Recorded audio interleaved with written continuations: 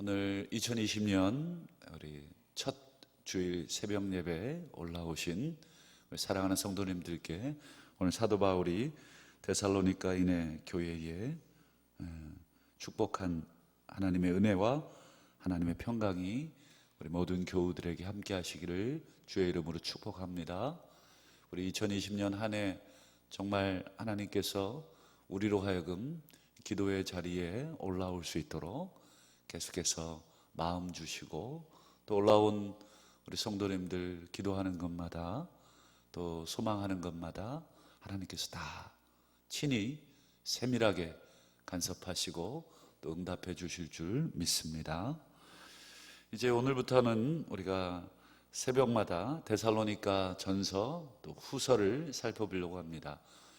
우리가 이제 사도행전을 마치고 지난번까지 갈라디아서를 살폈죠. 요 순서는 사도 바울의 이 전도 여행 이후에 쓰여진 서신서의 순서들입니다. 그래서 갈라디아서는 흔히 대부분의 학자들은 동의하기를 이것은 1차 전도 여행 후에 쓰여졌다 하여서 가장 먼저 살폈고, 오늘은 이제 데살로니가 전서는 2차 전도 여행 후에 쓰여진 서신서로 우리가 이제 살펴볼 예정입니다.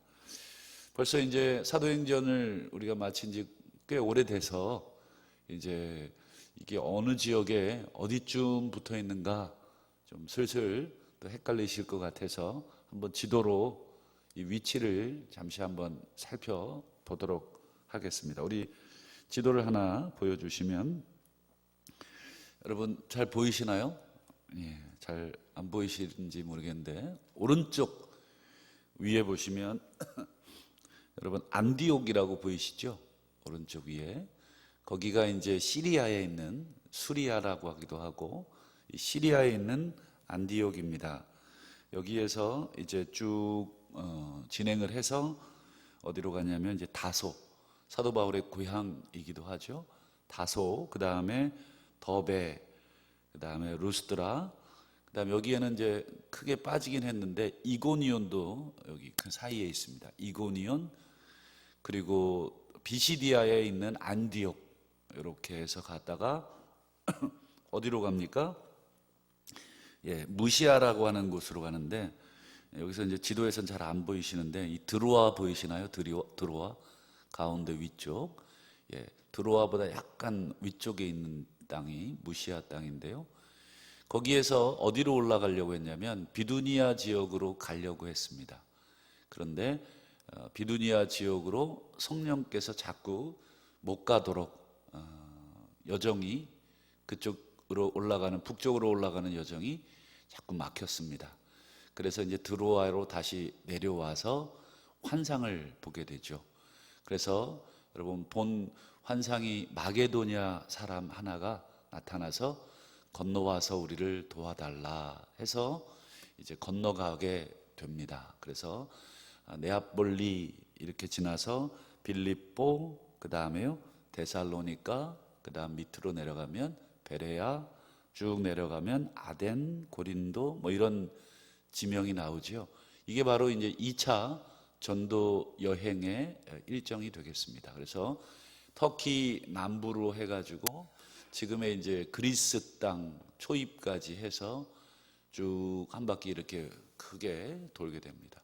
그래서 1차 전도 여행은 밑으로부터 이렇게 돌았다가 다시 이렇게 왔다면 2차는 이렇게 해서 유럽으로 넘어가서 내려오는, 그래서 유럽 선교, 그래서 지금의 이제 유럽 땅이 먼저 복음화가 되게 되는 그런 역사를 보여주고 있는 지도 일정입니다. 그래서 우리 한번 그 현장을 한번 우리 사도행전 16장으로 한번 확인을 먼저 좀 해보죠. 사도행전 16장 7절을 한번 띄워주시면, 자, 무시아, 아까 제가 말씀드린 이 무시아라고 하는 그곳에 도착을 합니다.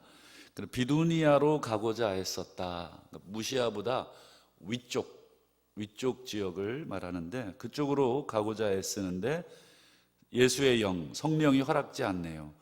16장 8절도 띄워봐 주시면, 그래서 무시아를 지나 거꾸로 조금 아래로 내려옵니다. 드로아라고 하는 지역으로 내려오게 됩니다.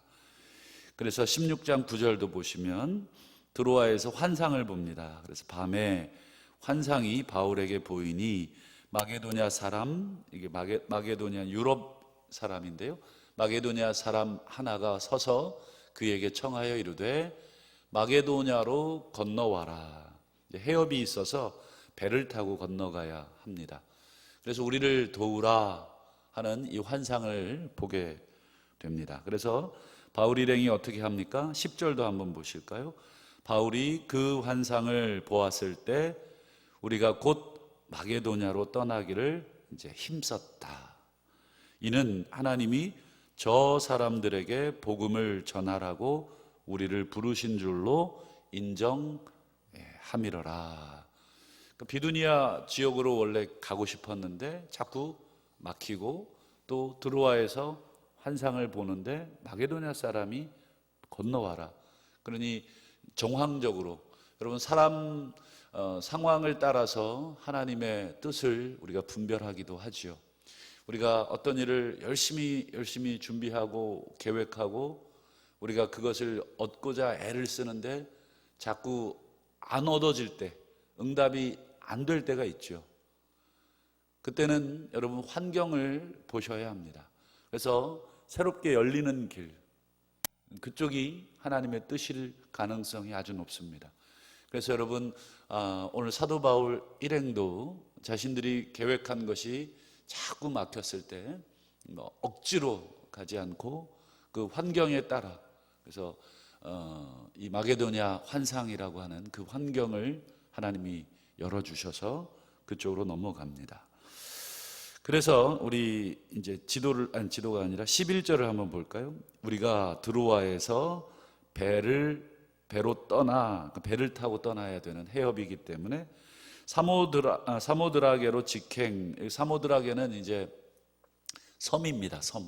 섬의 중간에 잠시 들렸다가 어디로 이튿날 떠나냐면 네아폴리, 드디어 이제 마게도니아 지경의 첫 성으로 넘어갑니다.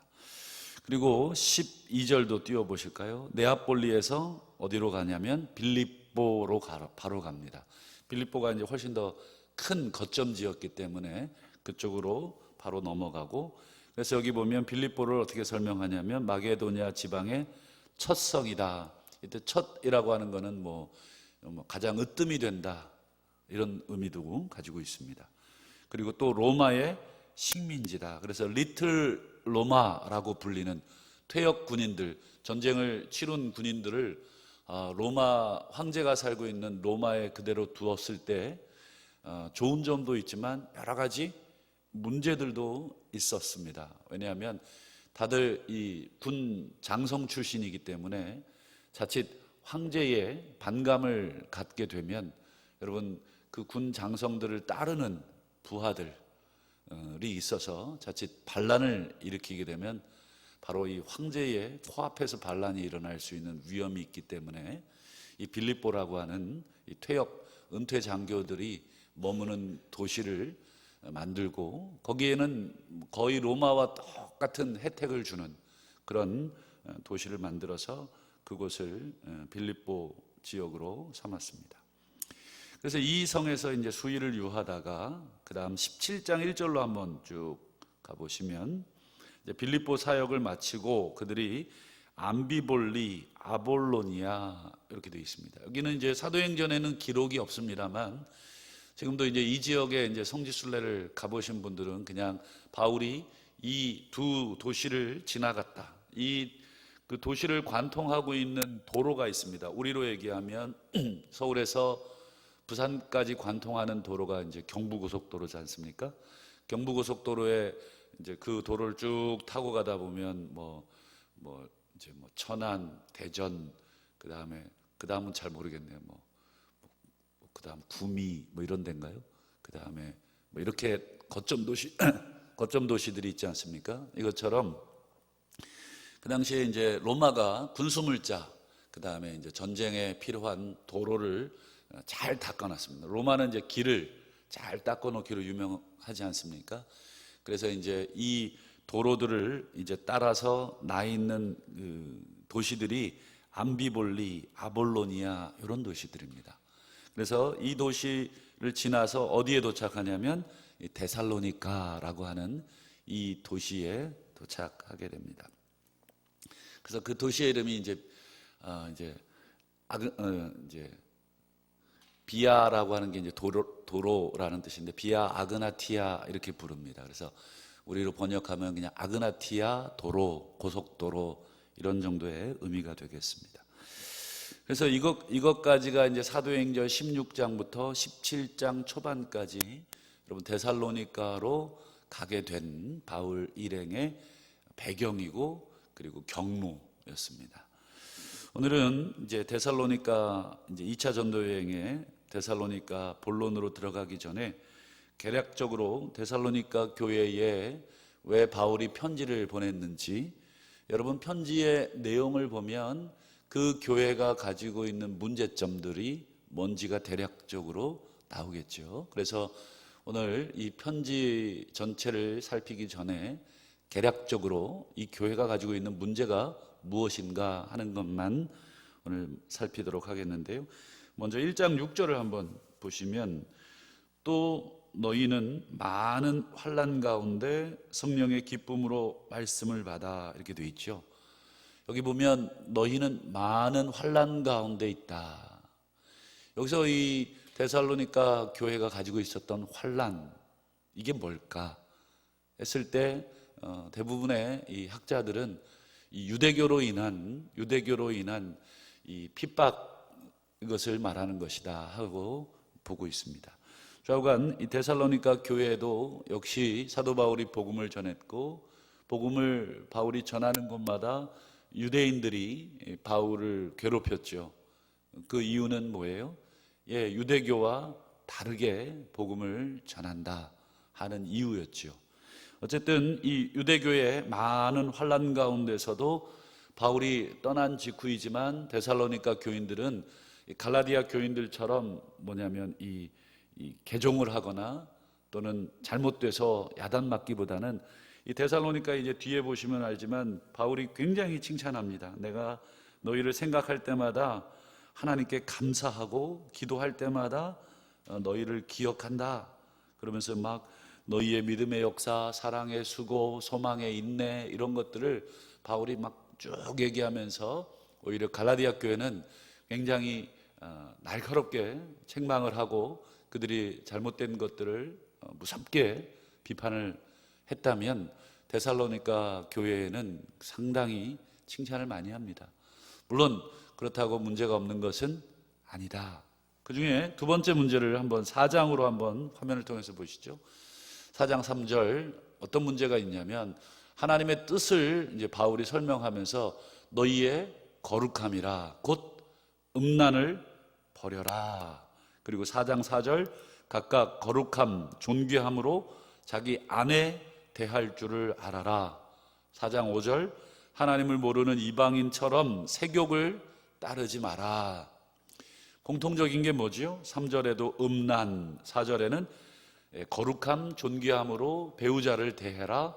5절 이방인처럼 세욕을 따르지 마라. 공통적인 건 전부 다 성적인 문제. 이 데살로니가 그 지역이 여러분 빌립보 이상으로 거대한 도시고, 그리고 이 아까 말씀 비아 에그나티아라고 하는 우리로 얘기하면 경부고속도로와 같은 이 도로가 발달돼 있고, 그 다음에 이 데살로니가 지역은 항구 도시입니다. 그러니까 위로는 도로가 지나가죠. 그리고 밑으로는 항구가 있죠. 그리고 가장 큰 성 중에 하나죠. 그럼 딱 봐도 여러분 어떤 느낌입니까? 일단 상업, 무역 이런 거죠. 그러면 대부분 외지 사람들이 들어오고 지나가는 그런 동네 아닙니까? 그런 동네의 대부분의 특징들이 무엇입니까? 환락이, 또 술집이, 그리고 율락가 이런 것들이 발달되어 있습니다. 그래서 데살로니가 지역 자체가 그런 풍토의 지역입니다. 그러다 보니까 여러분 예수를 믿고 또 구주를 영접했지만 그들의 삶은 여전히 그 둘러싸인 문화의 영향을 받았습니다.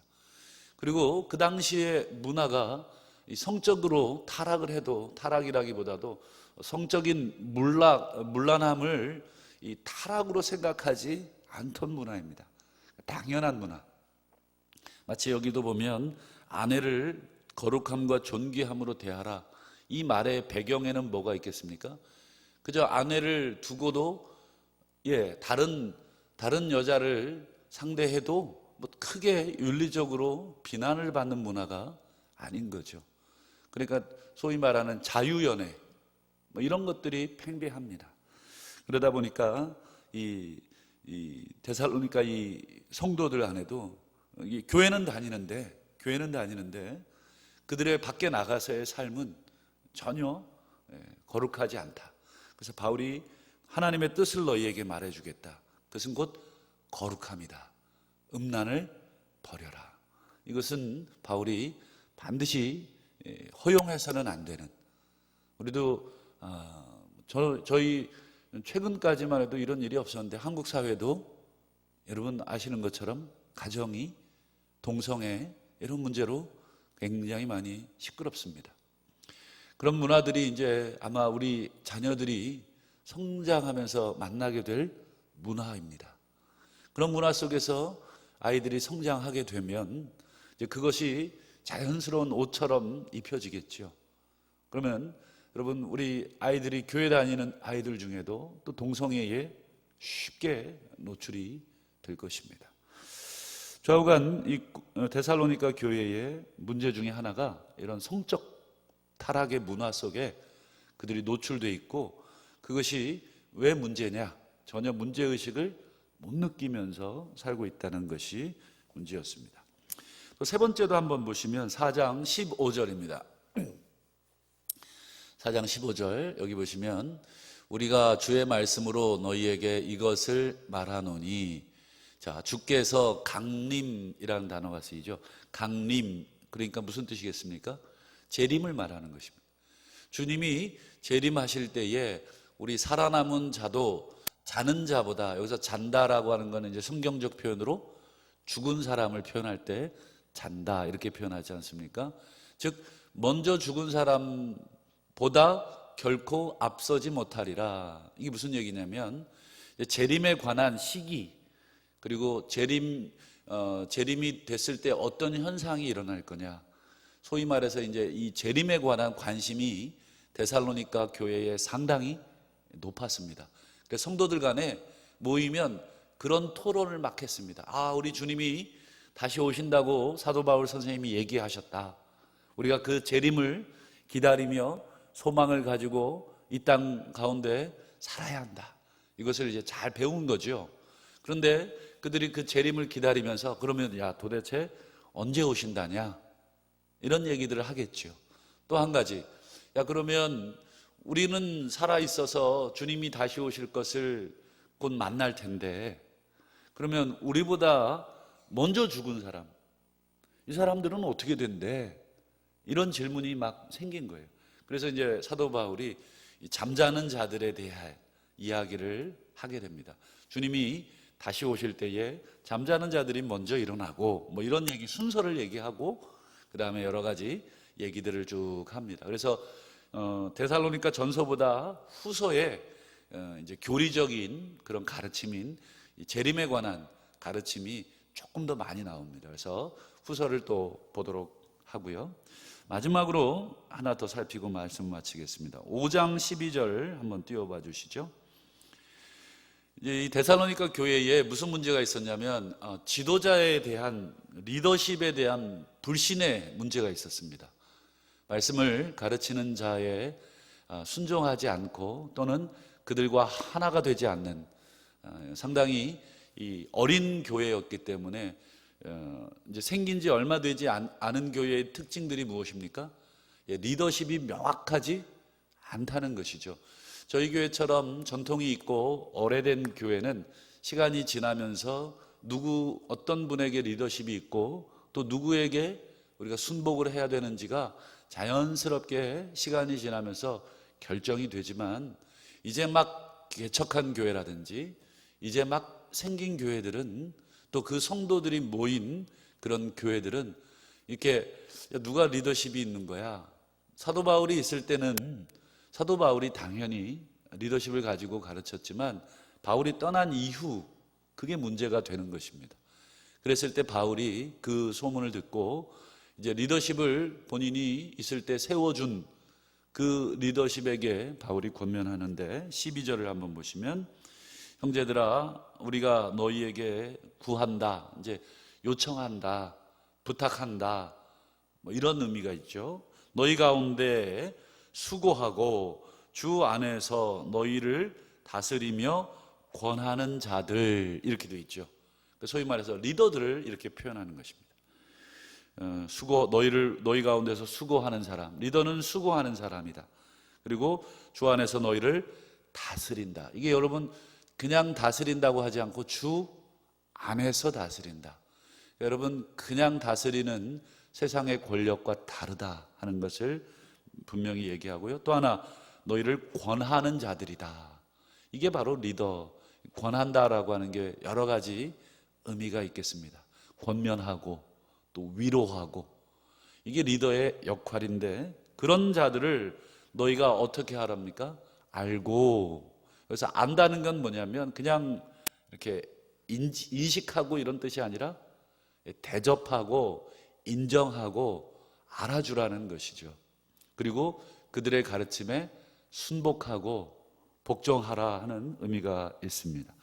13절도 보시면 그들의 역사로 말미암아, 즉 리더들, 데살로니가에 바울이 세운 그 리더들의 수고로 말미암아, 이런 뜻이죠.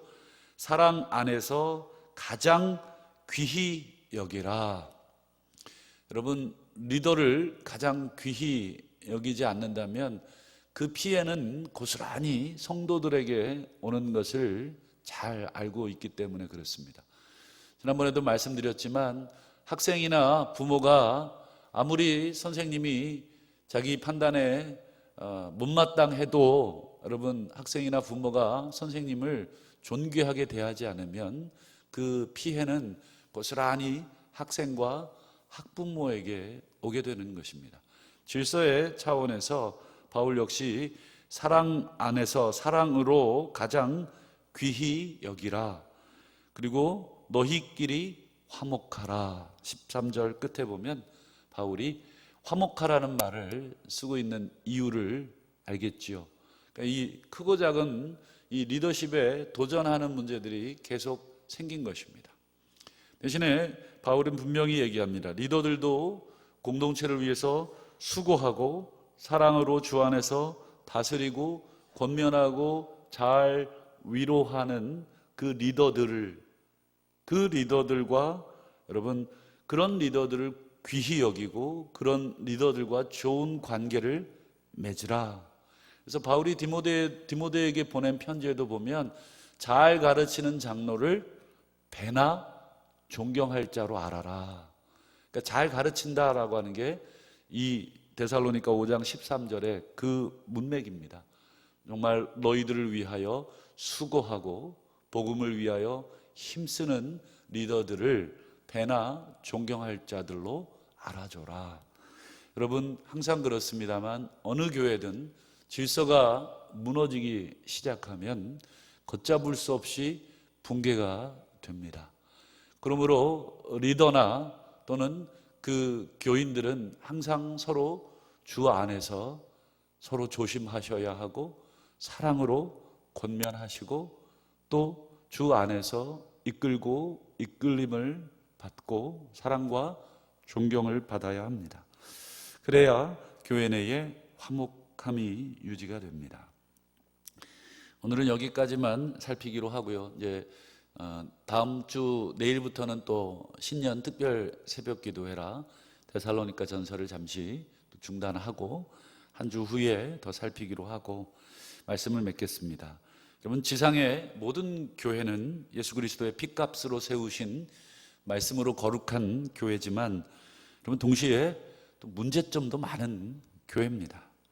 데살로니가 교회 역시 바울이 설립을 한 대단히 유명한 교회고 지금도 기념교회로 남아있지만 여러분, 시간이 지남에 따라서 이 교회 역시 아무리 누가 세웠다 해도, 설립자가 아무리 유명한 사람이 설립을 했다 할지라도 시간 지나면 문제점들이 생겨납니다. 중요한 것은 누가 세웠냐가 아니라, 여러분, 시간이 생기면서 쌓이게 되는 여러 가지 크고 작은 문제점, 오늘 데살로니가 전서에도 살짝 살폈지만 성적인 문제, 교리적인 오해의 문제, 리더십의 문제, 또 유대교의 문제, 이 내적으로 외적으로 안팎으로 이 데살로니가 교회는 크고 작은 문제들을 계속 가지고 있었습니다. 문제를 그대로 방치해 두면 되지 않습니다. 교회를 위해서 우리가 하나하나 정리할 것은 정리하고, 또 성도들을 위해 막을 것은 막고, 싸울 것은 또 싸워야 하기에 오늘 바울은 편지를 통해서 이 데살로니가 교인들에게 편지하고 있는 것이죠. 여러분, 오늘날 한국교회, 또 오늘날 또 우리 교회, 한국교회까지 논할 것도 없고, 여러분, 우리 교회 또는 우리 자신만 봐도 여러분, 시간이 지나면서 신앙생활을 하면서 하나 둘, 여러분, 우리 자신부터, 우리 교회부터 문제들이 쌓이기 시작을 합니다. 그러나 우리가 알아야 할 것은, 이런 문제는 오늘 나만의 문제, 우리만의 문제가 아니라 초대교회 때부터 있었던 문제들의 반복입니다. 그래서 역사를 잘 읽어보시라 하는 이유가, 역사를 잘 읽어야 오늘을 이해할 수 있고 내일을 예측할 수 있는 것입니다. 오늘 기록된 이 말씀은 역사적 기록이지 않습니까? 데살로니가 교인들, 또 지난번에 살폈던 갈라디아 교회 교인들, 또 앞으로 우리가 서신서들을 통해서 고린도서, 여러 가지 서신들을 계속 볼 텐데, 그 교회의 문제들은 곧 내 문제요, 곧 우리 교회의 문제인 줄로 알고, 이것이 우리 교회가 가지고 있는 문제구나, 오늘날 지상교회 성도들이 갖고 있는 문제의 다시 한번 반복이구나, 하나님이 이것을 우리에게 기록하는 것은 이것을 통해서 그들을 비난하고, 어찌 이런 문제로 이 교회는 이래 시끄러웠냐, 이렇게 판단하라고 주신 것이 아니라 오늘 우리 자신, 그리고 오늘 우리 교회들을 들여다보라고 주신 줄로 믿고, 우리가 앞으로 이제 살필 이 데살로니가 전서를 통해 우리 자신과 교회를 다시 한번 들여다보면서, 우리는 무엇을 새롭게 해야 되고 또 무엇을 버려야 하는가 하는 것을 우리가 살피신다면, 여러분, 오늘 이 말씀은 2000년 전의 기록이 아니라 바로 지금 우리를 향한 하나님의 말씀인 줄로 믿습니다. 오늘 2020년 새해 첫 주일 새벽, 우리 날마다 하나님 말씀으로 우리 자신을 새롭게 하지 않으면 우리 날마다 이 묵은 누룩들이 우리의 심령에 끼게 됩니다. 그래서 말씀과 기도로 거룩하여진다 하는 사도 바울의 권면이 그런 것입니다. 말씀과 기도로 날마다 우리 자신을 들여다보고 하나님 앞에 우리의 문제를 고백하지 않으면, 여러분, 우리의 거룩함이 날마다 손상이 되고 누룩이 우리 자신을 좀먹기 시작을 하는 것입니다. 2020년 우리가 날마다 기도에 힘쓰시고 말씀을 가까이 대하시면서 다시 한번 우리 하나님이 기뻐하시는 우리 자신과 우리 교회가 되시기를 주의 이름으로 축복합니다.